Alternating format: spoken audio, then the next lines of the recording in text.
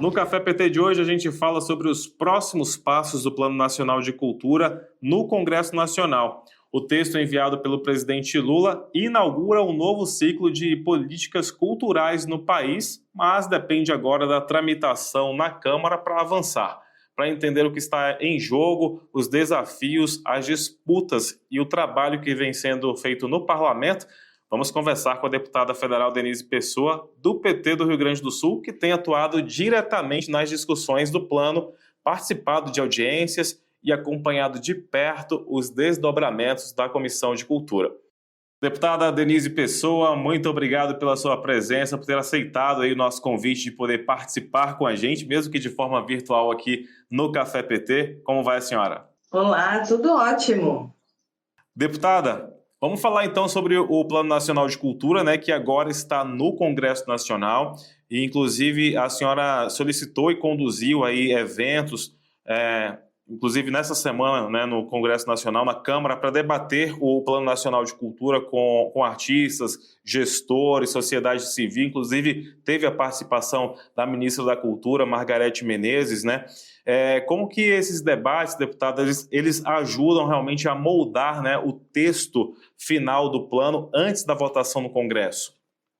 Bom, a gente primeiro dizer que o Plano Nacional de Cultura ele é uma conquista e é um resultado, né, de uma participação popular através das conferências, também consultas, né, que trataram sobre a questão do Plano Nacional de Cultura, de diretrizes, né, que foi pensado. Então, essa proposta que o presidente Lula apresentou, ela vem para a Câmara dos Deputados, né, e logo na primeira semana a gente já teve uma atividade com a ministra Margarete, que fez, né, a apresentação, a entrega, né, formal para a Comissão de Cultura, e nessa semana, então, nós realizamos um seminário, né, a gente chama o Expresso 68, que é um mecanismo da Comissão de Cultura, onde a comissão debate, né, qualquer tema, é como se fosse uma audiência pública, mas não tão prático, né? Então, a gente fez esse seminário, onde a gente percorreu, né, todo o plano nacional de cultura e é importante fazer esse debate na Câmara porque, bom, a gente tem ali parlamentares que vão poder também emendar essa proposta,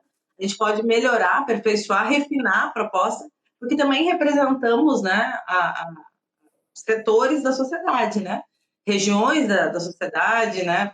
Estados do nosso Brasil, então também podemos, né, estar colaborando nesse Plano Nacional de Cultura. Então, esses espaços de debate, onde a gente escuta artistas, escuta o Ministério da Cultura, os agentes territoriais de cultura, comitês de cultura, são espaços ricos, né, de troca e onde a gente pode também estar amadurecendo a proposta do Plano Nacional de Cultura, porque vai ser um plano para os próximos 10 anos. Deputada, antes do Plano Nacional de Cultura chegar ao Congresso, né, ele passou por conferências, passou por inúmeros debates, inclusive oficinas também territoriais, consulta pública, quer dizer, passou por um amplo debate, né, na sociedade antes de chegar no Congresso. Agora, quais os principais avanços, né, ou mudanças foram incorporados ao PNC e que agora dependem da aprovação do Congresso? Quais as principais, né, mudanças que foram incorporadas? O que eu percebo, assim, né, do último plano nacional, a gente já teve um plano, esse é o segundo, né?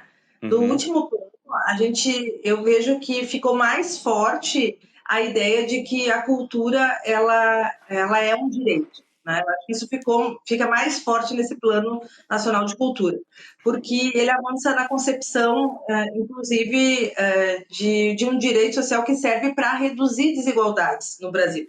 A gente, acho que aí ele reforça como direito, né?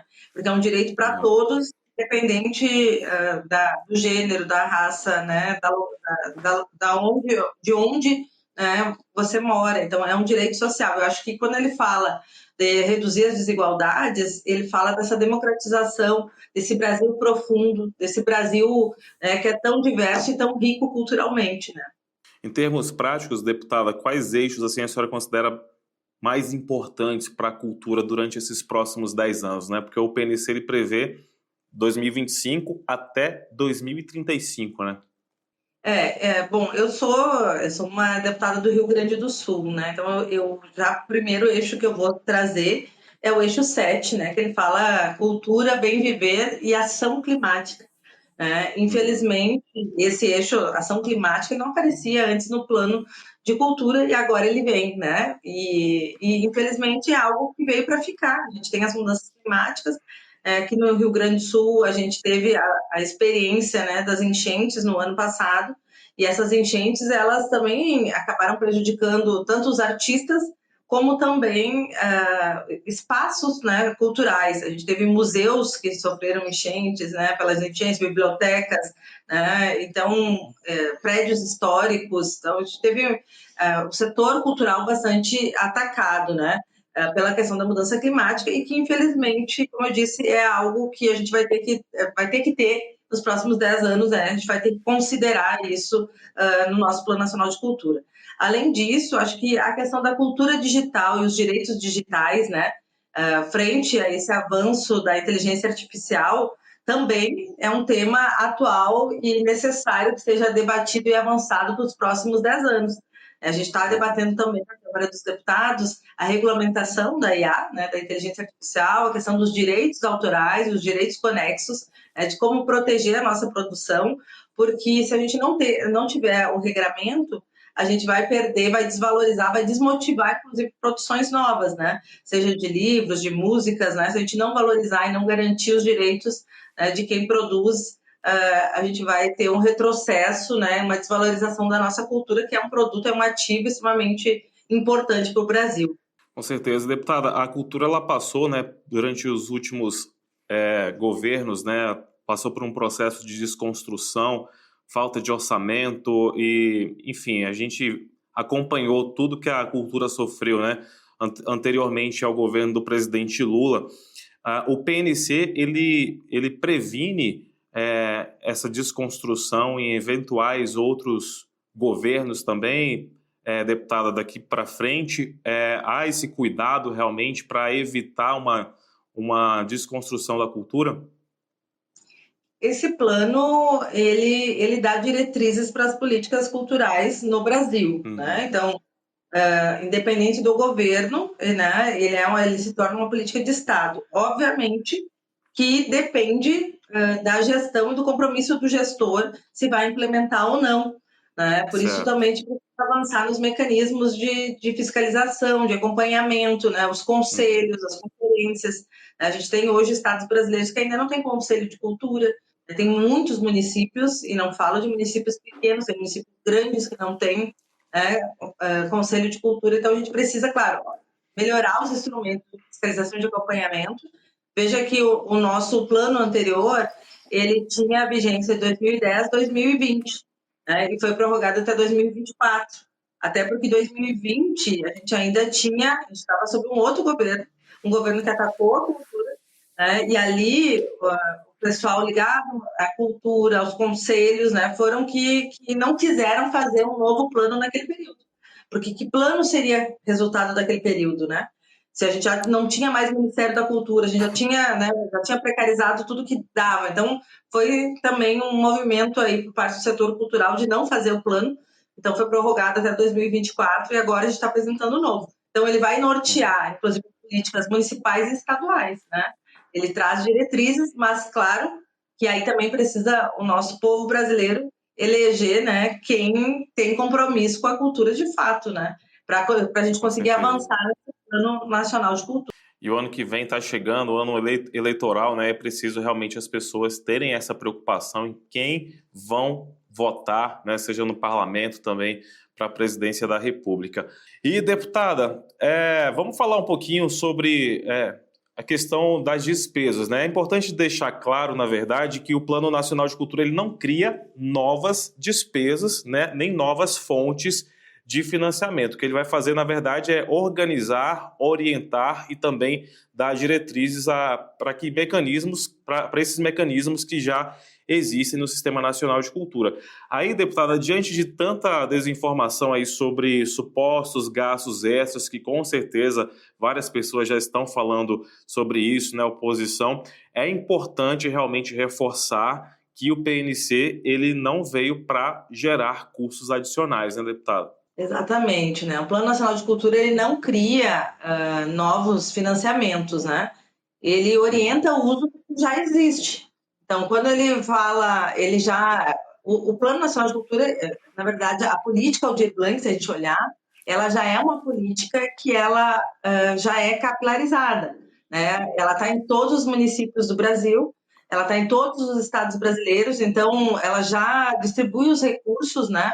De uma forma descentralizada e tem critérios também populacionais, né, na Aldir Blanc, né? E, aham, claro, precisa debater melhor a questão da Lei Rouanet, que a gente vê hoje que a Lei Rouanet, mais de 70%, ela está na região sudeste. Né? Depois já vem o Rio Grande do Sul com 12, 13%, e o resto do Brasil fica com 10, 12, 17, sabe? Então, mas fica muito díspare, né, a distribuição da Lei Rouanet. Mas o Plano Nacional de Cultura, ele traz alguns pontos, algumas diretrizes para corrigir. Então, o que, que ele faz? Né? Lá no eixo 2, ele reforça a necessidade de reduzir as desigualdades, né, e uhum, desconcentrar os investimentos. Então, ele diz no texto que é necessário garantir o acesso amplo em todo o território, incluindo atenção ao fator amazônico, ações afirmativas e a acessibilidade cultural. Então, esses pontos que ele já traz, ele vai falar, né, ele dá alguma orientação de como utilizar os recursos já existentes, né, os uhum. financiamentos, as políticas que já existem. Claro que a gente precisa ampliar recursos para a cultura, né, e isso também está colocado como uma diretriz de que a gente precisa investir, porque existem estudos, né, a FGV, né, ela diz que a cada R$ 1 investido na cultura, a gente tem um retorno de R$ 6,50. Então, é uma matriz econômica importante. Né? A gente não pode abrir mão, um gestor pode abrir mão, né, de uma matriz econômica dessa. Então, aqui eu vejo que a gente já tem algumas diretrizes, né? Como a Aldir Blanc é Aham. algo que funciona, porque ela já tem cotas tanto raciais para quilombolas, para pessoas com deficiência, e a política pública, a cultura como política pública, ela precisa observar, né, essas desigualdades e tentar intervir nessas desigualdades, fazendo com que o Brasil profundo, né, seja parte dessas políticas culturais.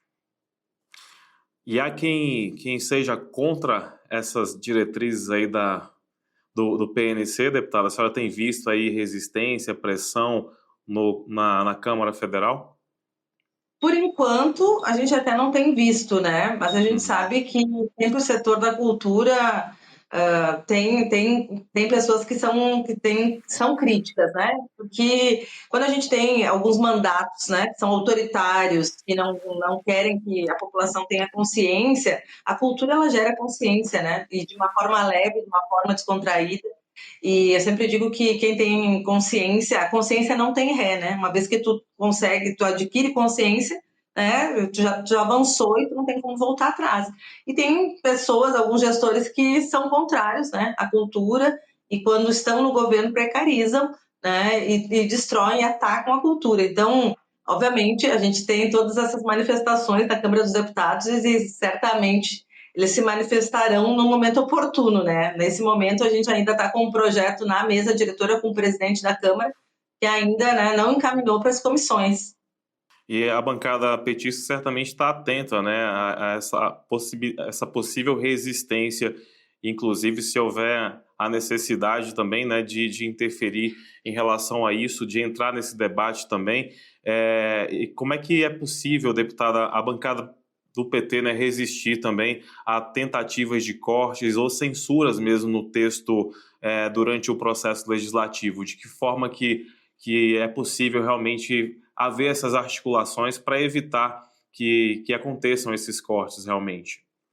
Eu vejo que o Plano Nacional de Cultura, ele não é uma proposta do governo Lula, né? Ele é uma proposta do setor cultural brasileiro, né? Foram construídas, foi construída com muitas colaborações, né? Com muita Uhum. ajuda, né? Com muita participação popular. Então, ele é um plano brasileiro, né? Um plano dos brasileiros. E eu vejo que essa força, ela precisa ser manifestada, né? E claro que a bancada está atenta, né? A gente defende a participação popular, as conferências e tudo que é construído, né, de forma democrática. Então, a gente vai estar, assim, né, muito atento toda a essa pauta, mas veja que talvez a parte que poderia gerar mais conflito, né, é uma parte seguinte, que é a questão das metas, né? Porque Certo. as metas, o pessoal acaba tendo questionamentos sobre as metas, né? Será Uhum. que dá para aplicar? Será que essa meta realmente é importante? Só que o nosso Plano Nacional de Cultura, ele não veio com as metas, né? As metas, elas Sim.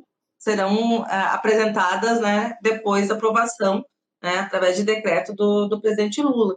Então, acho que as diretrizes, eu acho que fica mais tranquilo, né, para a gente Aham. debater e avançar.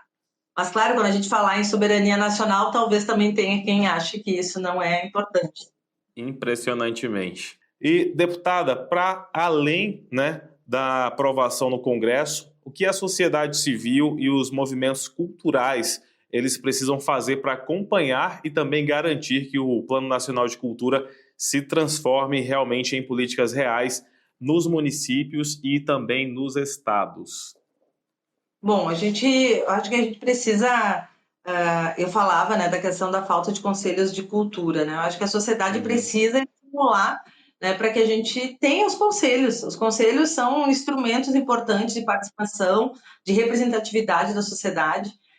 Eu falava outro dia, né? Para mim foi uma surpresa ao presidir a Comissão de Cultura, saber que São Paulo, a cidade maior, nossa maior cidade do Brasil, não Uhum. tem conselho municipal de cultura. O estado de São Paulo não tem um conselho estadual de cultura. Então, a gente precisa fazer com que os nossos representantes, de que o setor cultural, né, se mobilize para que a gente avance nesse sentido.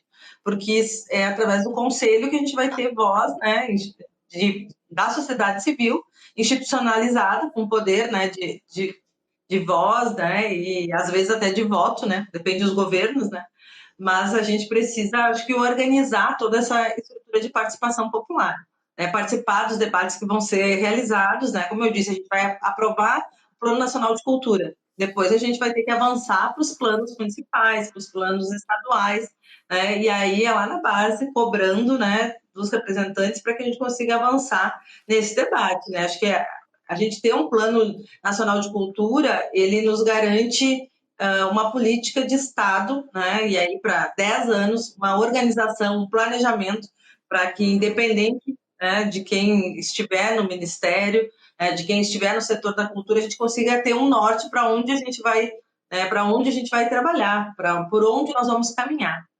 Deputada, quem está nos assistindo aí, né, nos ouvindo e quiser contribuir com o Plano Nacional de Cultura, quiser acompanhar, né, o andamento, é importante, né, acompanhar, estar sempre informado também sobre a tramitação na Câmara dos Deputados.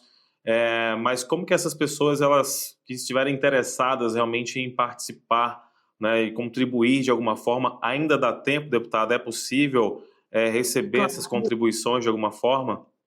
Claro, então, o projeto ele não foi ainda distribuído, né? A gente não teve a decisão por parte do presidente da Câmara, né, do deputado Hugo Mota, se vai ter Uhum. uma comissão específica para o Plano Nacional de Cultura, assim como teve uma comissão específica do Plano Nacional de Educação, né? Ou se Sim. ele vai encaminhar para tramitar nas comissões já existentes. A gente tem a Comissão de Educação, a de Cultura, digo, né? Que já fez algum debate, né? A gente já fez alguns momentos de debate, a gente tem acompanhado, a gente gostaria que viesse para a Comissão de Cultura, né? No entanto, ainda não nem saiu da mesa, né? Então a gente deve Uhum. estar nos próximos dias reunindo com o presidente da casa para pedir que coloque tramitar o projeto. Mas, de igual maneira, né, a gente coloca aqui o nosso mandato à disposição. Quem quiser, né, dar sugestões, acompanhar, conhecer mais do plano, pode nos enviar, né, seja lá no Facebook, né, Denise Pessoa, no Instagram, @Denise_Pessoa. O nosso mandato, ele tem compromisso com a cultura, mandato PT, né, e que a gente se coloca aqui à disposição para fazer essa conexão aí com o Plano Nacional de Cultura. Perfeitamente, deputada Denise Pessoa, muito obrigado, né, por ter conversado com a gente sobre esse tema tão importante para o setor cultural no país, não só o setor cultural, né, mas é uma área que realmente envolve diversas outras áreas da economia, inclusive, né, que atinge a área até mesmo de emprego, de renda da população, então realmente é extremamente importante. Quanto mais se fortalece o setor cultural, melhor para o país, né, deputada? Muito obrigado mais uma vez pela sua participação aqui com a gente. Seguimos sempre à disposição para a gente poder falar sobre esse e outros temas aqui no Café PT. Muito obrigada, né? Viva a cultura brasileira, viva o Ministério da Cultura, né? Que a gente retomou, viva o governo Lula, que é um governo que tem compromisso com a cultura, né? É isso aí.